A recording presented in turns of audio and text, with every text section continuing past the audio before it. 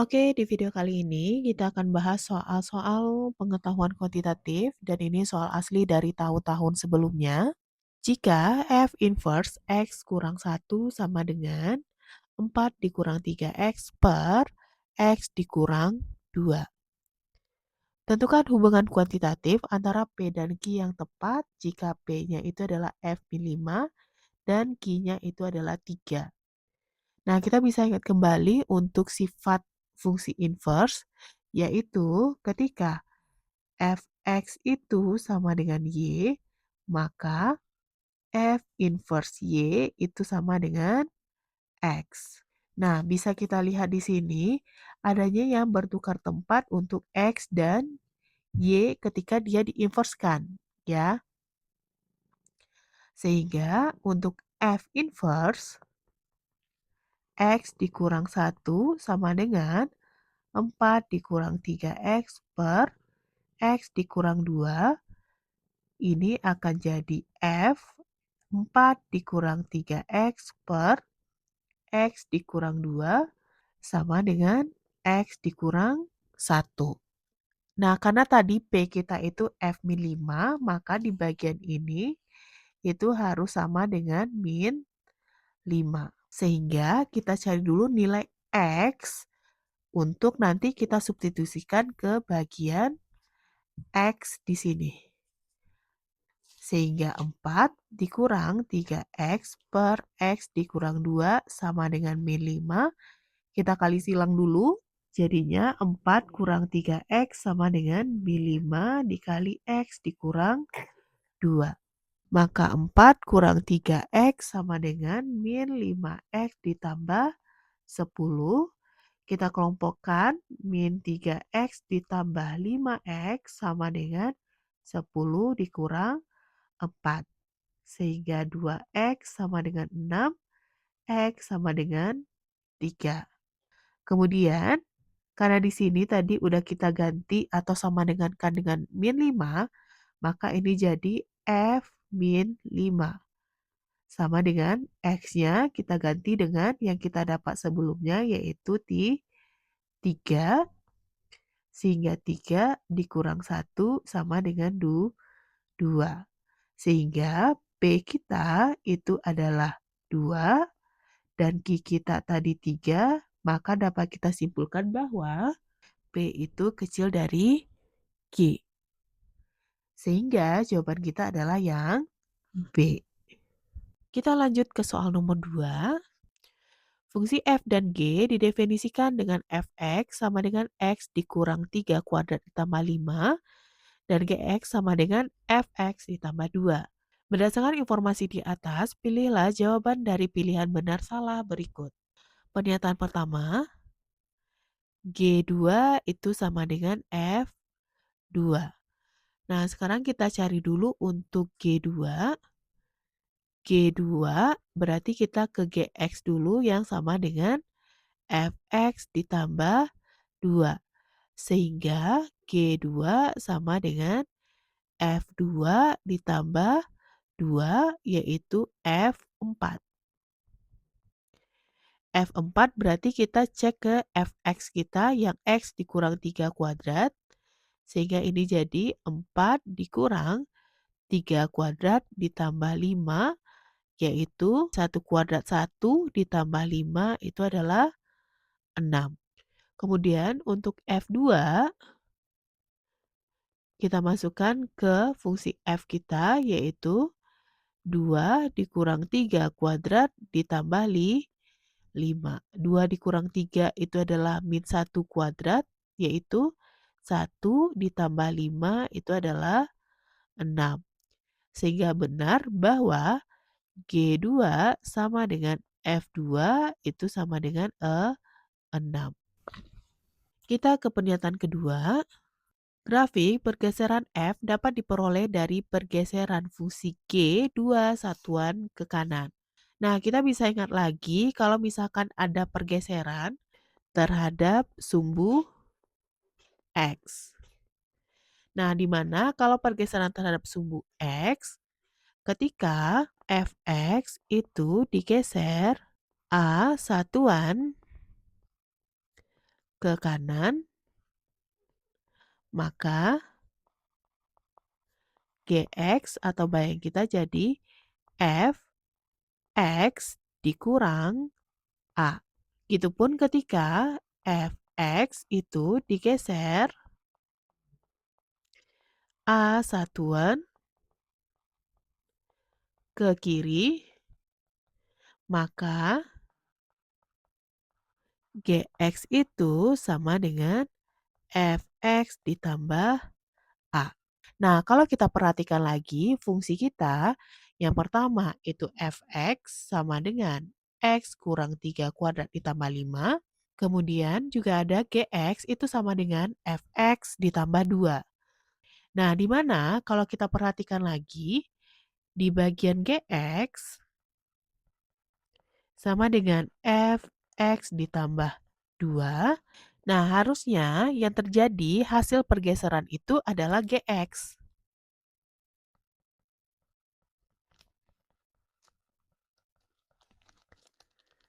Di mana ketika X ditambah 2, maka ini pergeseran ke kiri. Sehingga salah ketika dia bilang F itu diperoleh dari pergeseran fungsi G 2 satuan ke kanan. Karena harusnya itu adalah Gx lah yang hasil pergeseran ke 2 satuan ke kiri. Sehingga pernyataan 2 itu salah. Kita ke 3. Pernyataan 3. Grafik fungsi f memotong x sama dengan 0. F memotong x sama dengan 0 di 0,14. Nah, kita kembali ke fungsi f kita, yaitu x dikurang 3 kuadrat ditambah 5. Nah, karena f memotong di x sama dengan 0, maka di sini jadi f 0, yaitu 0 kurang 3 kuadrat ditambah 5. 0 dikurang 3 min 3 dikuadratkan itu adalah 9, ditambah 5 itu adalah 14. Sehingga titiknya atau tipotnya itu ada di 0,14 yang dimana membuat pernyataan ini menjadi benar. Kita lanjut ke soal nomor 3. Fungsi f dan g didefinisikan sebagai berikut. Fx sama dengan 1 dikurang x kuadrat. Gx sama dengan x dikurang 3x. Yang ditanya itu adalah absis terkecil, semua titik potong, grafik fungsi f dan g. Kalau ada titik potong, maka kita anggap fungsi x berpotongan dengan fungsi g. Sehingga berdasarkan syarat perpotongan bahwa fx itu akan sama dengan gx. Kemudian fx kita itu adalah 1 dikurang x kuadrat sama dengan 3 dikurang 3x. Kita kelompokkan semuanya itu ke kanan aja sehingga ini 0 sama dengan 3 dikurang 3x dikurang 1 ditambah x kuadrat. Sehingga 0 sama dengan 2 dikurang 3x ditambah x kuadrat atau x kuadrat dikurang 3x ditambah 2 sama dengan 0. Dari sini kita faktorkan sehingga faktornya adalah x dikurang 1 dikali x dikurang 2 sama dengan 0. Sehingga x kita itu sama dengan 1 dan x kita sama dengan 2. Karena ditanya itu absis terkecil, berarti cari aja nilai X terkecil, yaitu terkecil kita itu di 1, sehingga jawabannya itu adalah C. Kalau ada yang bingung, absis itu sama dengan X, sedangkan ordinat itu sama dengan Y. Oke, sekarang kita ke soal nomor 4. Diketahui suatu fungsi f bersifat f min x itu sama dengan min fx untuk setiap bilangan real x jika fx sama dengan min 5 dan f min 5 sama dengan 1. Nah, kita tulis ulang dulu. F min X itu sama dengan min Fx. Kemudian F3 itu sama dengan min 5. Kemudian F min 5 itu sama dengan 1. Nah, yang ditanya itu adalah F min 3. Berarti F min 3 itu sama dengan F min 3 kita, karena di sini F3 kita sama dengan min 5, maka sesuai dengan sifat yang dia kasih, F min 3 kita itu harusnya sama dengan 5. Ya, karena di sini ada min. Nah, di sini juga ada min. Kalau di sini min, berarti di sini kan plus nih. Maka kalau kita mau jadikan di bagian ini itu menjadi min, maka di bagian luar juga harus kita kalikan dengan min, gitu ya. Sehingga F min 3 itu adalah 5. Kemudian F5. Nah, sama dengan sebelumnya, di sini F min 5 berdasarkan sifatnya, maka ini harusnya F5 sama dengan min 1. Sehingga F5 itu adalah min 1. Sehingga jawabannya adalah yang C. Oke, sekarang kita ke soal nomor 5. Fungsi f didefinisikan sebagai fx itu sama dengan akar 2 dikurang ax tambah 5 dengan f7 sama dengan 7. Manakah dari 3 pernyataan berikut yang bernilai benar berdasarkan informasi di atas?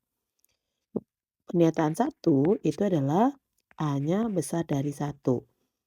Nah, di sini kita cari dulu nilai A, di mana fx kita itu sama dengan akar 2 dikurang AX ditambah 5. Nah, karena juga diketahui F7, berarti kita cari menggunakan F7, berarti X-nya kita ganti 7. Jadi akar 2A kali 7 tambah 5.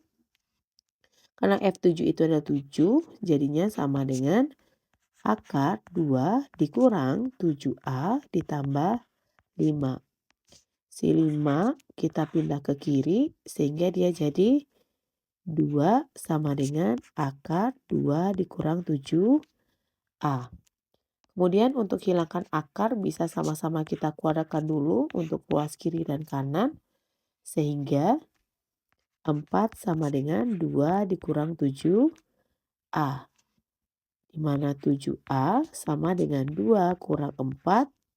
A sama dengan min 2 per 7. Kalau A-nya itu besar dari 1, berarti kan nilai A itu akan selalu positif. Sehingga nilai A yang kita temukan di sini itu adalah negatif, maka pernyataan 1 itu salah. Kita ke pernyataan 2. Min 1 merupakan anggota dari daerah asal F.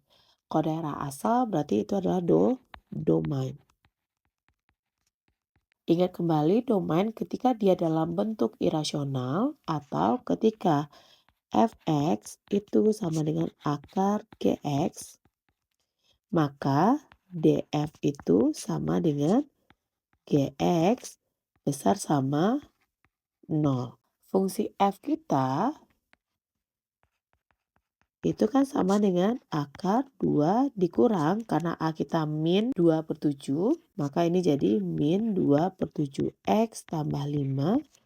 Maka fungsi f kita itu jadinya akar 2 ditambah 2 per 7x ditambah 5. Sehingga domain kita itu harusnya bagian dalam akar harus besar sama dari 0. Sehingga df itu sama dengan 2 ditambah 2 per 7 x besar sama 0.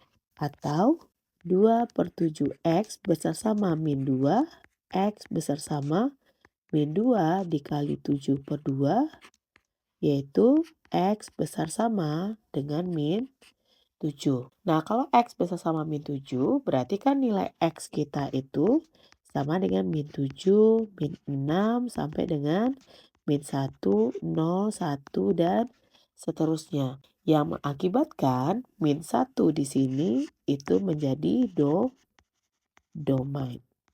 Sehingga pernyataan 2 itu benar. Kita ke pernyataan 3. Terdapat bilangan prima C sehingga FC sama dengan 6. Nah, berarti kita mau cari apakah C ini bilangan prima atau tidak. Berarti tinggal kita substitusi atau kita ganti nilai X kita dulu dengan C. Sehingga FC itu sama dengan akar 2 ditambah 2 per 7C ditambah 5. Nah, karena FC kita 6, maka ini akan jadi 6 sama dengan akar 2 ditambah 2 per 7C tambah 5. 5 kita pindah ruas dulu ke kiri sehingga dia jadi 6 kurang 5, 1 sama dengan akar 2 tambah 2 per 7C. Kemudian kita hilangkan akar dengan sama-sama kuadrat sehingga 1 sama dengan 2 ditambah 2 per 7C. 2 kita pindah lagi ke ruas kiri sehingga ini jadi 1 kurang 2 itu adalah min 1 sama dengan 2 per 7C. Sehingga C sama dengan min 1 kali 7 per 2 yaitu adalah min 7 per 2. Nah, bilangan yang kita dapatkan itu adalah bilangan rasional atau bilangan pecahan yang bukan merupakan bilangan prima. Sehingga pernyataan 3 itu juga salah. Sehingga jawaban kita itu hanya di 2 saja benar. Oke, kita ke soal nomor 6 atau soal yang terakhir. Jika F adalah himpunan pekerjaan, maka notasi F ke R diartikan R hanya dapat dilakukan secara langsung setelah menyelesaikan salah satu pekerjaan pada F. Nah, kalau di sini yang diketahui itu adalah himpunan CB panahnya ke A. Nah, di sini maksudnya adalah A itu dapat selesai A setelah dikerjakan C atau B. Ya. Nah, terus kalau dia di sini himpunan kosong gimana? Himpunan kosong ini kita anggap dia itu belum ada pekerjaan sama sekali. Berarti kalau panahnya dia ke B, berarti bisa kita anggap bahwa B dapat dikerjakan pertama kali. Nah, gitu pun untuk F ke C. F ke C berarti C dilakukan setelah F. Gitupun AB ke D, D dapat dikerjakan setelah A atau B. Kemudian ada lagi AB ke E. Maksudnya apa? E dapat dikerjakan setelah A atau B gitu ya.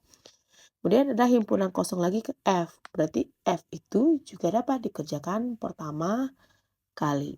Urutan penyelesaian pekerjaan agar dapat melakukan pekerjaan D adalah pada pernyataan 1,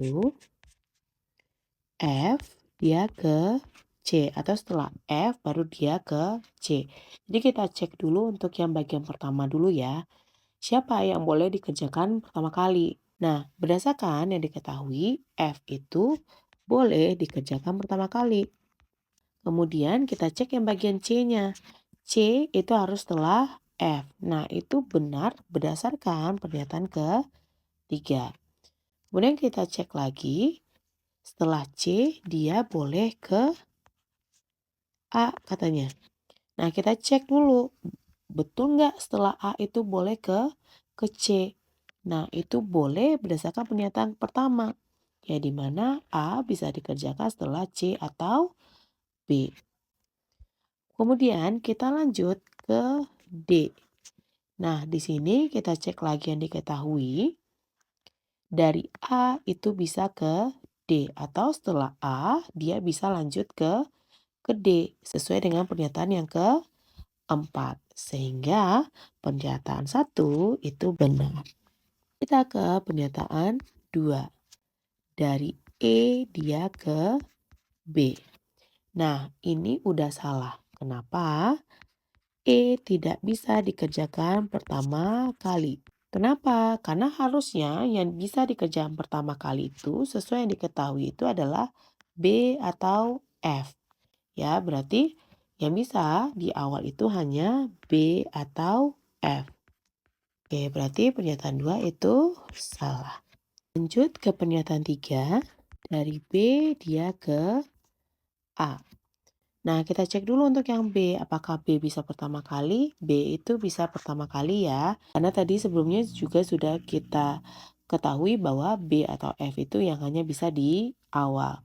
Nah, sekarang kita cek dari A-nya. Setelah B, dia boleh ke A. Atau setelah B selesai, dia boleh lanjut kerjain yang A. Itu benar sesuai dengan pernyataan yang pertama. Kemudian setelah A selesai, dia lanjut ke D. Nah, itu juga benar karena tadi di pernyataan pertama dari A itu bisa lanjut ke D.